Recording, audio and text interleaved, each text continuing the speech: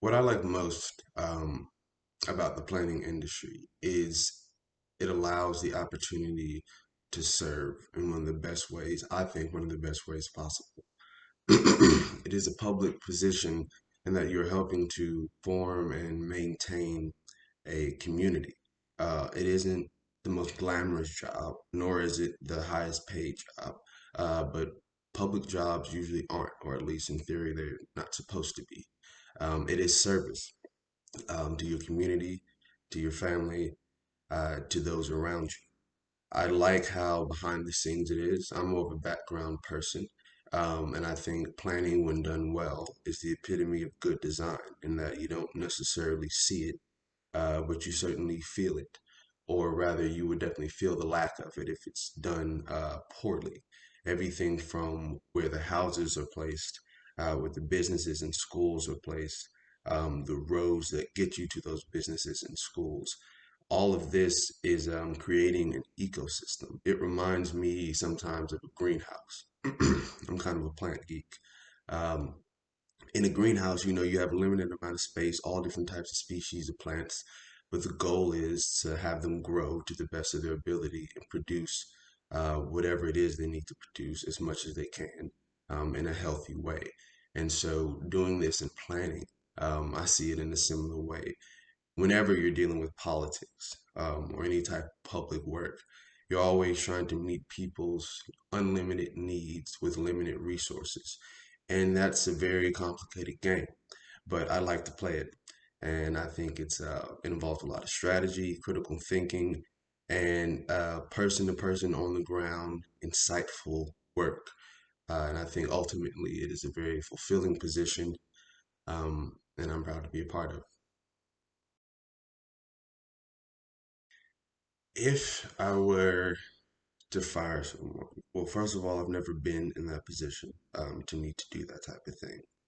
But if I was, being a working class person and always having to work, usually multiple jobs, I understand that, this task of letting someone go from their job, although it may not be a death sentence, it may feel that way to that person in that moment.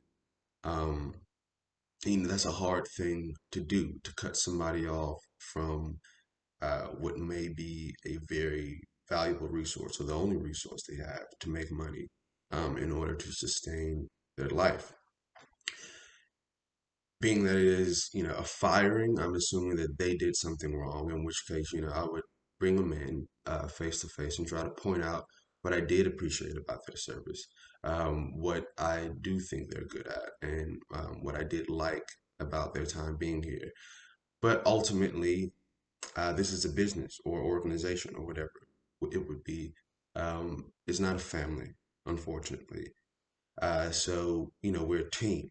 And if you're not going to play your part to the best of your ability in order to promote the victory of the team, um, we're going to have to, substitute with another player.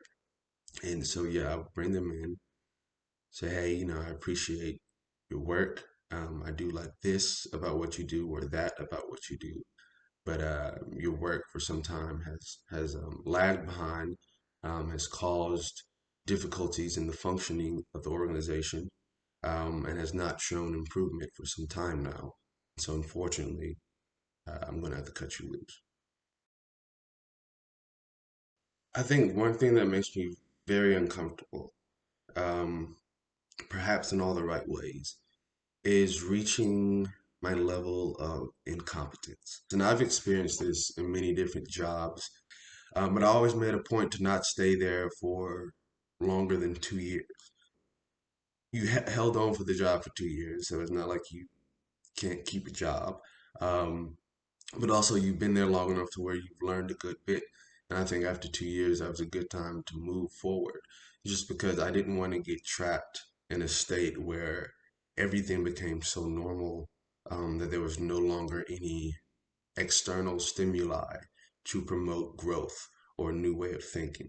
You just get caught in the grind. And I think that's my ultimate, uh, it's a fear as well as a discomfort. of being in the grind of every day, getting up, going to work, and nothing really changes. I'm the type of person who likes to shake things up. And so whenever I reach that level of incompetence, which is, when things are stagnant, it's the same old all the time. That can be very uncomfortable. And at that point, it's usually time for me to either look for other work or look for a different position or expand my position within the organization.